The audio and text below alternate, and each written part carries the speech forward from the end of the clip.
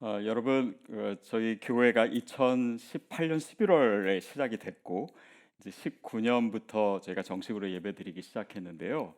2019년 저희 교회 표 기억하시는 분 계십니까? 여기 몇 분 계신다 다 기억 안 나시는 것 같은데 말씀 그 위대한 기초였습니다. 그리고 그 다음에 2020년은 기도의 씨앗이었죠. 그러니까 우리가 말씀과 기도가 우리 신앙의 기초인데 그 기초에 대해서 우리가 깊이 생각하는 그런 시간들을 가졌습니다. 그리고 금년표가 뭐죠? 다시 일어서는 가정입니다. 그러니까 우리가 이제 사랑의 공동체에 있어서 우리가 뭐 교회도 중요하고 또 세상 속에서 우리가 갖는 관계들 그런 공동체 다 소중한데 그 핵심적인 공동체가 어디냐면 가정에서부터 출발해야 됩니다. 그래서 저는 금년 한 해에 우리 모든 성도님들의 가정이 뭐 지금도 아름답지만 더 아름다워지고 더 주님이 기뻐하시는 공동체가 되기를 축복합니다. 근데 우리가 이런 구호를 외친다고 또 표를 정했다고 다 회복되는 거는 물론 아니겠지요. 근데 이 가정이 회복되는 데 있어서 또 다른 모든 관계가 회복되는 데 있어서 가장 중요한 핵심은 무엇이냐면 나와 나 자신과의 관계가 회복되는 것입니다. 그래서 얼마 전에 우리 스스로를 사랑해야 된다 그런 설교를 하기도 했었는데요. 그때 성도님들이 보여주신 반응이 굉장히 크고 많았습니다. 그리고 저 자신도 그런 설교를 전에 해보지 않았기 때문에 처음 했었는데 이것이 너무나 중요하다라는 묵상을 더 하게 됐어요. 그래서 오늘부터 시작되는 이 새로운 이 시리즈 설교의 제목은 상처를 벗고 사랑을 입다입니다. 그래서 우리 자신을 다시 한번 돌아보고 우리 자신이 먼저 회복돼야지. 그리고 나 자신과의 관계 또 나를 정말 사랑할 수 있는 그 믿음에서부터 우리의 모든 관계가 회복되기 시작합니다. 특별히 우리 가정도 또 그렇게 회복될 줄로 믿습니다. 이 모든 관계가요 서로 연결되어 있어요. 하나님과 우리와의 관계가 회복된 만큼 또 그 회복된 관계 속에서 나 자신을 보기도 하고요. 또 내 자신과의 관계가 회복되면 그것으로 인해서 하나님을 더 사랑할 수도 있습니다. 그리고 다른 사람도 사랑할 수 있게 되는 것이죠. 철학자 파스칼이 이런 이야기를 했습니다. 하나님은 인간을 자기 형상으로 지으셨고 인간도 그대로 보답했다. 이게 무슨 뜻이냐면요. 하나님이 우리를 자신의 형상으로 만드셨잖아요. 근데 인간도 자신의 형상대로 하나님을 생각한다라는 거예요. 그러니까 내가 못하면 하나님도 못하실 거라고 생각한다든지 아니면 내가 뭐 용서하지 못하면 하나님도 용서하지 못한다. 그러니까 이 자신의 생각을 투영시켜서 하나님을 생각하는 것. 그것이 일종의 우상이죠. 심리학적 용어로는 이 뭐 프로젝션이라고 하는데 뭐 투사, 투영 이렇게 번역되기도 합니다. 근데 우리가 하나님에 대한 그런 이미지를 갖는 데 있어서요.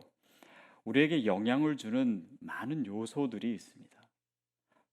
특별히 다른 사람들이 나에게 주는 그런 하나님에 대한 인식에 있어서의 영향력들이 있어요. 가장 많이는 부모님으로부터 받지요. 그래서 부모님이 너무 엄하거나 또 무섭거나 그러면 그 부모님으로부터 받는 이 이미지가 하나님을 생각할 때 또 반영이 돼요. 그래서 하나님도 무서운 하나님이 될 수가 있습니다. 또 교회에서 가르치는 것도 마찬가지인데요. 하나님을 가르칠 때 너무 율법적으로 가르친다라든지 또 하나님이 일일이 우리의 모든 행동이나 이런 것들을 단속하는 분으로 가르치면은 하나님에 대한 인식도 그렇게 변하게 됩니다. 또 뭐 목사님들이 막 설교할 때 하나님은 헌금 많이 하는 사람을 막 축복하시고 또 교회 봉사 많이 해야 하나님이 좋아하시고 뭐 이런 설교를 너무 많이 하다 보면은 시간도 없고 돈이 없는 분들은 자기도 모르게 죄책감을 갖는 거예요. 그래서 하나님 나를 별로 기뻐하지 않으셔라고 하는 생각 속에 하나님과 친밀함을 갖는데 그런 생각들이 방해가 되기도 합니다. 그러는 가운데 죄책감이 생기기도 하고 또 스스로에 대한 불만족이 더 커지기도 하고 또 심지어는 자기 자신을 미워하는 그런 생각도 어떻게 보면 잘못된 이 신앙에서 오는 경우들이 있습니다. 자, 그런 것들이 성경이 가르치는 것이 아니라는 것을 오늘 본문이 얘기하고 있습니다. 또 사도 바울이 선언하고 있어요. 그것이 우리 1절 말씀인데요. 우리 다시 한번 같이 읽도록 하겠습니다. 시작. 그러므로 이제 그리스도 예수 안에 있는 자에게는 결코 정죄함이 없나니. 로마서 7장에서 오늘 본문의 바로 전장이죠. 7장에서 사도 바울은 율법에 대한 이야기를 많이 합니다. 근데 뭐 율법이라고 하는 것이 그 자체로 악한 것이 아니죠. 율법은 하나님을 사랑하고 또 이웃을 사랑하게 하기 위해서 하나님이 우리에게 주신 것입니다. 그런데 그것을 우리가 잘못 적용하거나 또 지나치게 강조했을 경우에 그 율법이 왜곡되게 되고 그 율법이 율법주의로 우리에게 다가옵니다.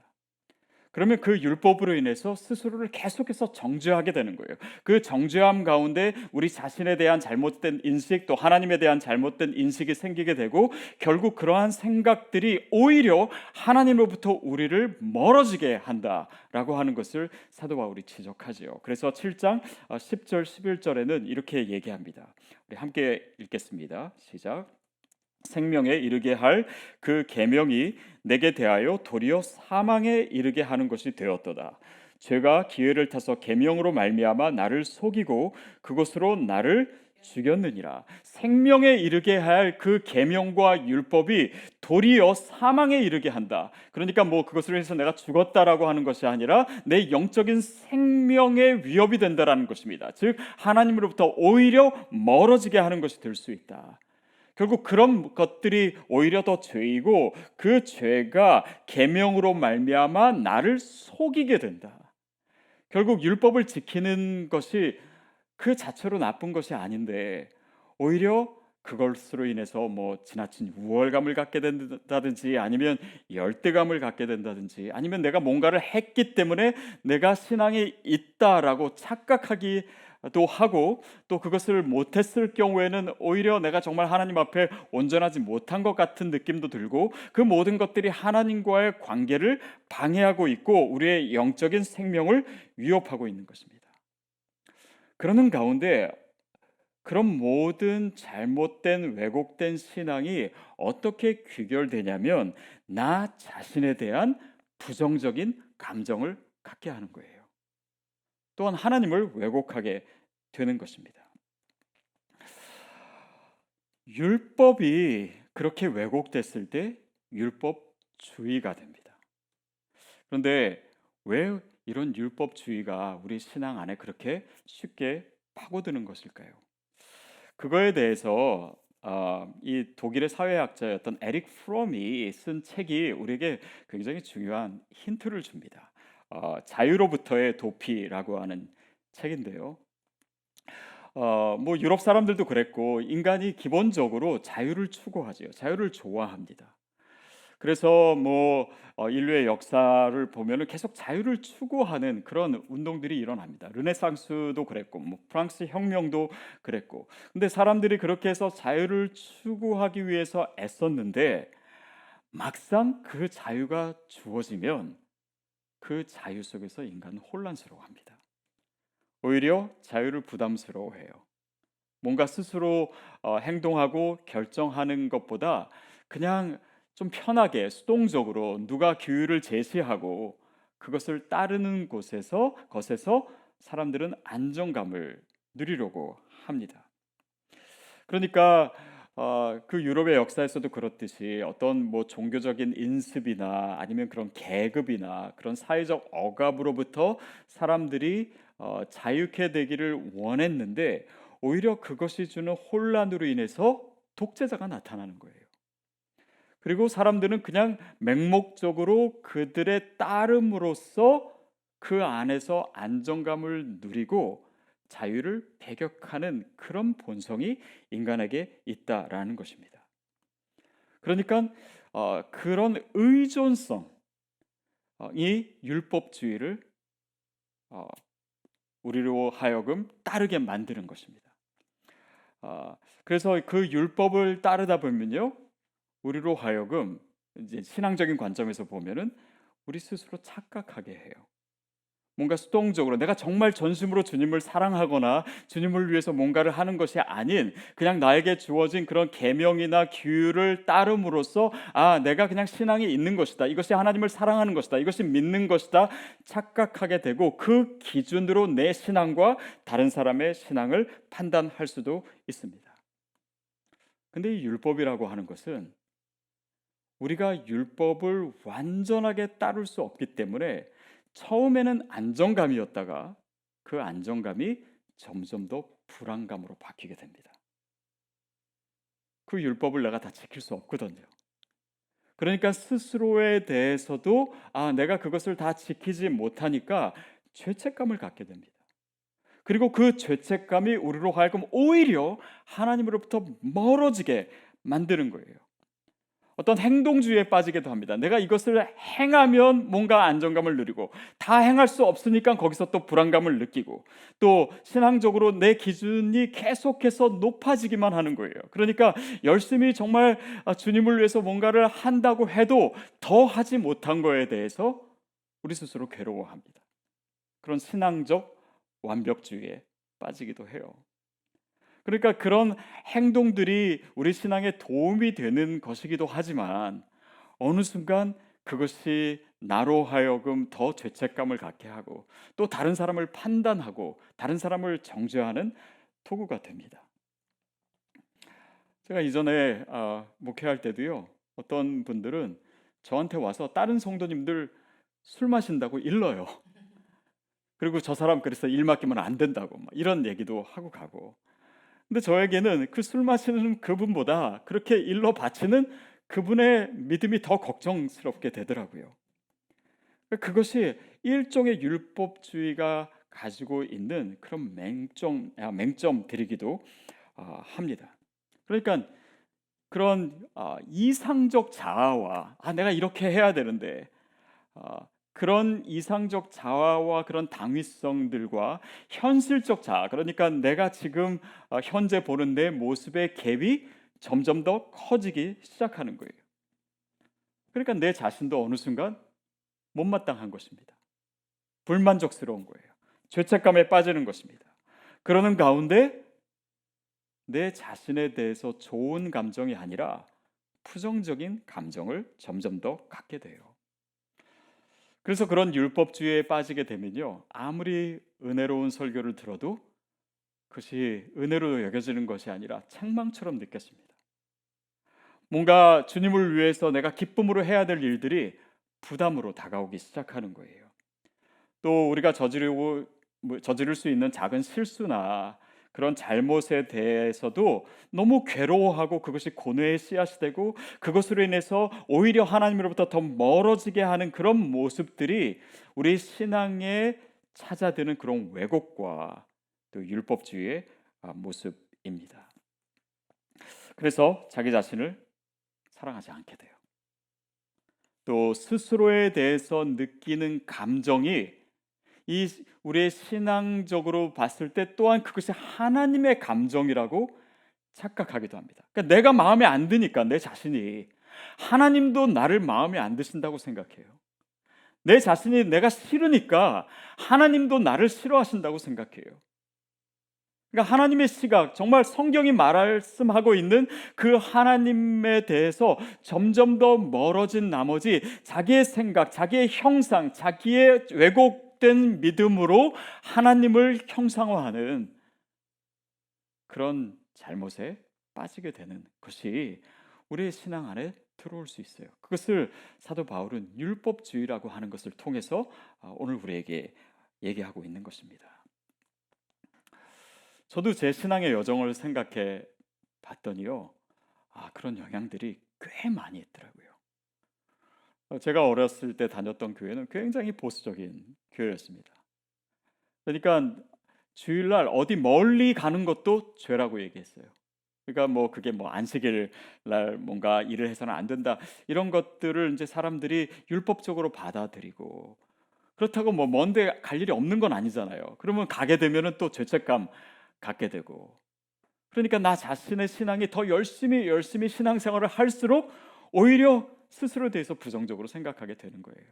또 제가 다녔던 교회는요, 그 목사님 참 훌륭하신 분이긴 했는데 그야말로 늘 호통 설교를 하시는 분이었어요. 그러니까 늘 교인을 혼내시는 거예요.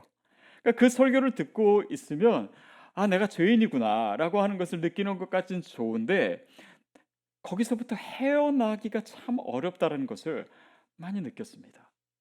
그리고 뭐뭐 해서는 안 된다 이런 것들이 너무 많고, 그래서 저도요 이렇게 하지 않는 것들이 참 많았어요.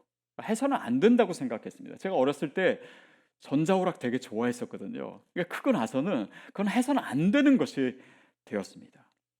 그리고 뭐 또 그 가요 같은 거 듣는 거, 그것도 어느 순간부터 안 하게 되고, 또 뭐 그런 이 오락이나 아니면 남들에게 뭐 화내면 안 된다 뭐 이렇게 어쩌면은 굉장히 우리에게 있어서 자연스러운 것마저도 해서는 안 되는 것. 그래서 예전에요, 누가 저한테 너 잘하는 게 뭐냐라고 물었을 때 제가 어떻게 대답한 적이 있냐면, 나는 무언가를 안 하는 거를 잘한다 이렇게 얘기한 적도 있어요. 나는 술 담배 안 하는 거 잘한다, 나는 춤 안 추는 거 그런 거 잘한다 뭐 하여튼 뭘 안 하는 거, 그게 크리스천의 삶이라고 생각하고 또 그것이 좋은 믿음이라고 착각했습니다. 그것으로부터 헤어나오는데 참 오래 걸렸던 것 같아요. 그러는 가운데 제가 20대에 굉장히 율법적인 신앙을 가진 상황에서 신학생이 되고 또 목회자가 되니까 그런 생각들이 오히려 더 심각해지더라고요. 그러니까 목회자가 된다는 것이 그 당시 어린 저로서는 굉장히 큰 부담이었어요. 그리고 목회자는 이래야 된다라고 하는 당위성이 제 안에 너무나 많았기 때문에 목회자는 뭐든지 잘해야 되는 거예요. 목회자는 공부도 잘해야 되고 열심히 해야 되고 인격도 좋아야 되고, 목회자는 뭐 자기 몸 관리도 잘해서 뱃살도 안 나와야 되고, 또 뭐 설교도 잘해야 되고, 또 뭐 사람들 케어하는 목양도 잘해야 되고, 또 행정도 잘해야 되고, 부모님께는 효도하고, 또 좋은 남편이어야 되고, 완벽한 아빠여야 되고, 뭐 좋은 리더십을 가져야 되고, 설교할 때도 뭐 유머도 많아야 되고, 모든 필요한 것들이 너무 많은데 그 모든 요구에 대해서 제가 다 만족시키고 싶은 거예요. 실제로는 그렇지 못하면서. 교회도 사람들이 많이 있고 또 저한테 기대하는 것들이 많잖아요. 그러니까 그 모든 사람들을 다 만족시키려고 하니까 실제로 그것이 불가능한데, 저는 제 자신에게 지치기 시작하고 나는 못한다고 생각하고 스스로에 대해서 부정적으로 생각할 수 있게 되는 것이 이 목회의 여정에 참 힘든 장애물이었습니다. 그리고 그거로부터 자유하게 되기까지 참 많은 과정을 거치게 되더라고요. 여러분은 어떻습니까? 우리로 하여금 왜곡된 하나님의 이미지를 갖게 하고, 또 스스로 정말 열심히 살아가고 주님을 위해서 살아간다고 하면서도 오히려 내 자신에게 대해서는 긍정적이지 못한, 늘 그래서 부족하다고 생각하고 늘 나는 안 된다고 생각하고 스스로에게 절망하고, 그러는 가운데 내가 스스로를 용납하지 못하는 것처럼 하나님도 나를 용납하시지 못하는 거 아닌가, 그런 생각 속에 하나님 앞에서 더 가까이 가지 못하는 거예요. 친밀하지 못한 거예요. 그러니까 나를 사랑하지 못하는 것이 오히려 하나님을 사랑하는 데도 방해가 되는 거예요.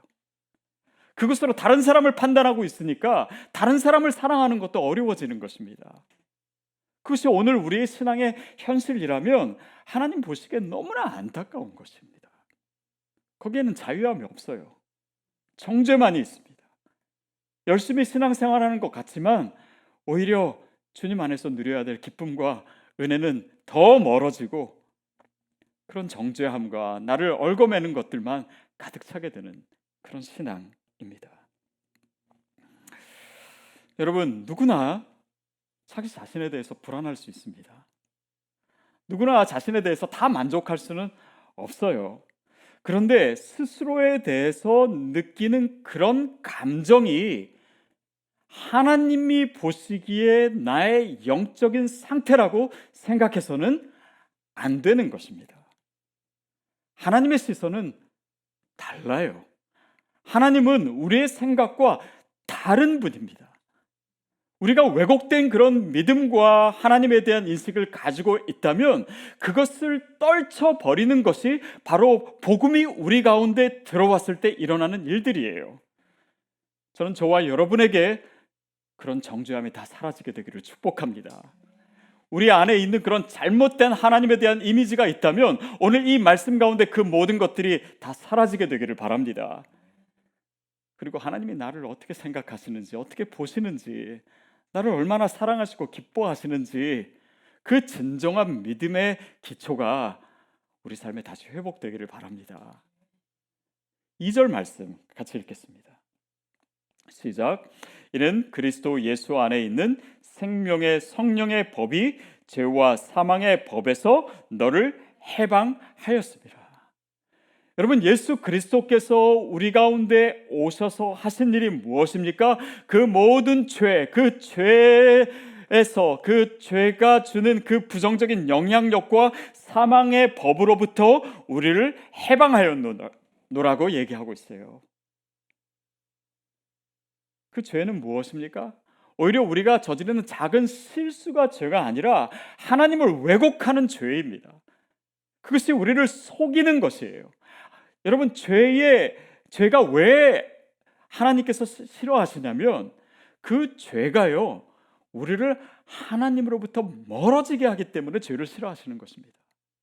하나님의 우리의 행동 그 자체를 싫어하신다기보다는 우리를 사랑하시고 우리를 가까이 두고 계신데 죄로 인해서 우리가 하나님으로부터 멀어지려고 하니까, 그것이 하나님과 우리과의 관계를 단절시키려고 하니까 하나님이 그래서 죄를 미워하시는 거예요. 근데 오히려 그 죄 자체보다도 사단이 우리를 속이고 그 죄가 우리를 속여서 하나님으로부터 우리를 스스로 등지게 하고 멀어지게 하고 하나님의 사랑을 의심하게 하고 하나님이 나를 용납하시지 않을 거라고 생각하는 그 생각, 그것이 바로 죄와 사망의 법이 주는 부정적인 영향력이에요. 하나님이 그것을 원치 않으십니다. 우리가 가졌던 하나님에 대한 그런 왜곡된 인식들이, 또 스스로에 대해서 생각하는 그런 잘못된 생각들이 우상이었고, 그 우상을 파괴하시기 위해서 예수 그리스도께서 우리에게 오신 것입니다. 그분이 우리에게 오셔서 하신 일이 뭐예요? 하나님의 사랑을 보여주신 거잖아요. 하나님이 우리를 얼마나 소중히 여기시는지, 하나님이 우리를 얼마나 귀하게 여기시는지, 하나님이 우리를 얼마나 사랑하시는지, 자기 아들을 주시기까지 사랑하신 그 하나님의 사랑을 보여주심으로 우리의 모든 잘못된 우상과 우리의 모든 잘못된 하나님에 대한 율법으로 왜곡된 그 하나님에 대한 그 인식과 이 모든 이미지를 타파시키기 위해서 그리스도께서 십자가에 달려 죽으신 것입니다.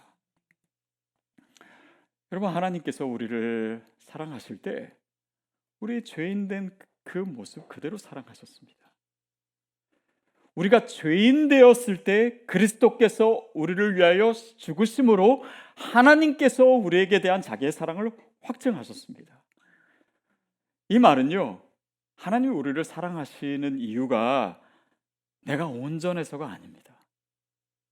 내가 죄인임에도 불구하고 사랑하셨다는 거예요. 이것을 더 정확하게 얘기하면요, 우리가 죄인임에도 불구하고 사랑하셨기도 하시지만은 우리가 죄에 있는 모습 그대로 하나님은 우리를 품으신 거예요. 그것이 십자가의 사랑입니다. 죄가 있는데 그 모습 그대로 사랑하신 거예요. 우리를 사랑하시기 위해서 우리의 죄가 없어져야지만 사랑하신 것이 아니라 그 모습 그대로 받으신 것입니다.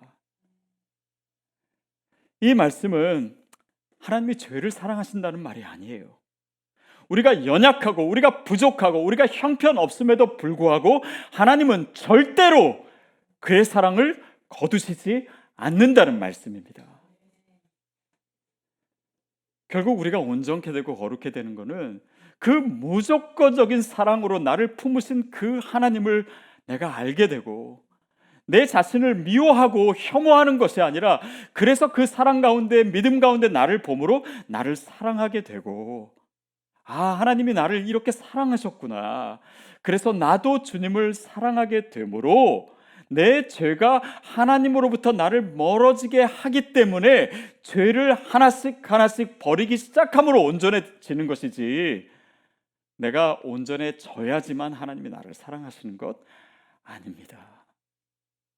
여러분, 그 하나님의 마음을 우리가 느낄 수 있어야 합니다. 그 하나님의 시선으로 오늘 나를 볼 수 있어야 됩니다. 그래야지 나와 나의 자신과의 관계가 회복되고 나를 향한 그 모든 잘못되고 왜곡되고 부정적인 감정들이 복음 안에서 사라지기 시작하는 거예요.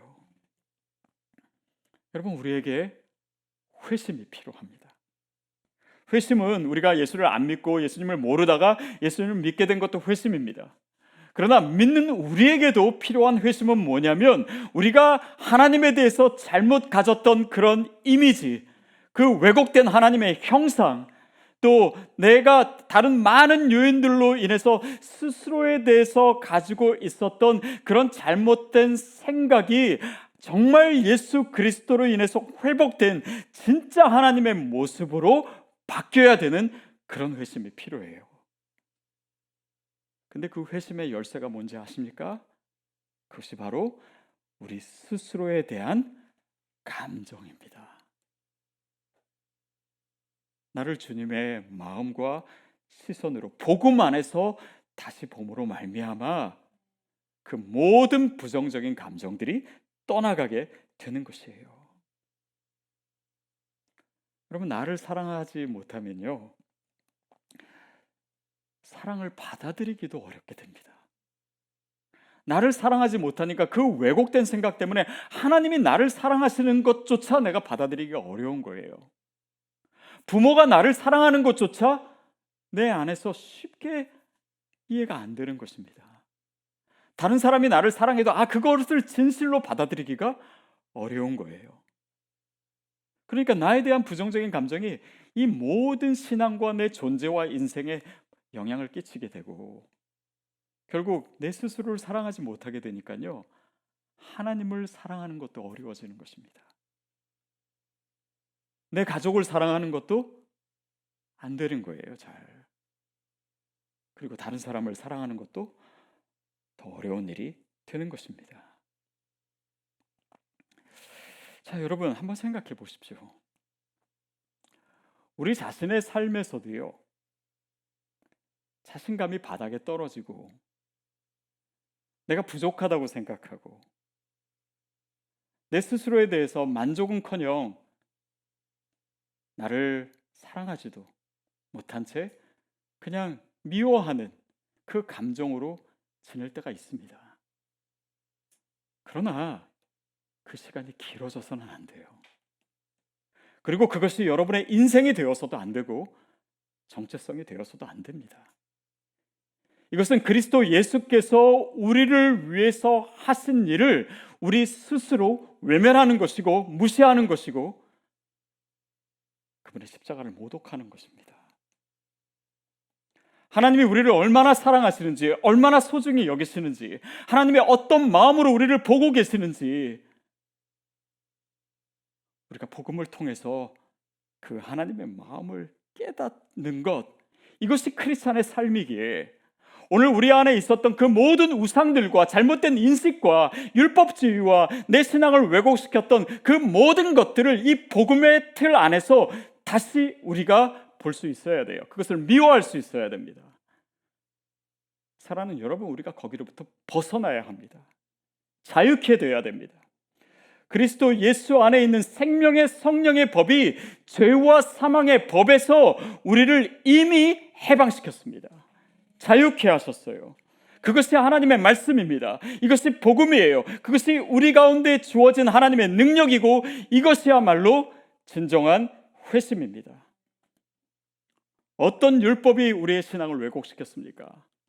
어떤 사람이 우리로 하여금 잘못된 하나님에 대한 개념을 갖게 했고 또 우리 스스로 대해서 부정적으로 생각하게 했습니까? 그러나 여러분, 그 감옥으로부터 나오셔야 됩니다. 오늘 그 그리스도의 복음이 바로 그것을 선포하고 있고 그 능력이 이미 우리에게 주어졌음을 선포하고 있습니다. 더 이상 우리의 스스로의 감정에도 속지 마십시오. 하나님의 마음, 하나님의 감정이 우리의 감정을 지배하게 되기를 바랍니다. 누구도 정죄할 수 없습니다. 이미 우리는 자유케 되었습니다. 오늘 그리스도의 복음이 우리의 삶 속에서 살아 움직이게 되기를 축복합니다. 그 하나님의 사랑이 우리를 다시 한번 회복시키고 그 사랑이 나로 하여금 스스로를 받아들이고 용납하고 사랑하게 될 수 있도록 오늘 그 성령님의 역사하심이 우리 가운데 다시 한번 불일 듯 일어날 수 있도록 그 아름다운 변화가 그 회심이 저와 여러분의 것 되기를 주님의 이름으로 축복합니다.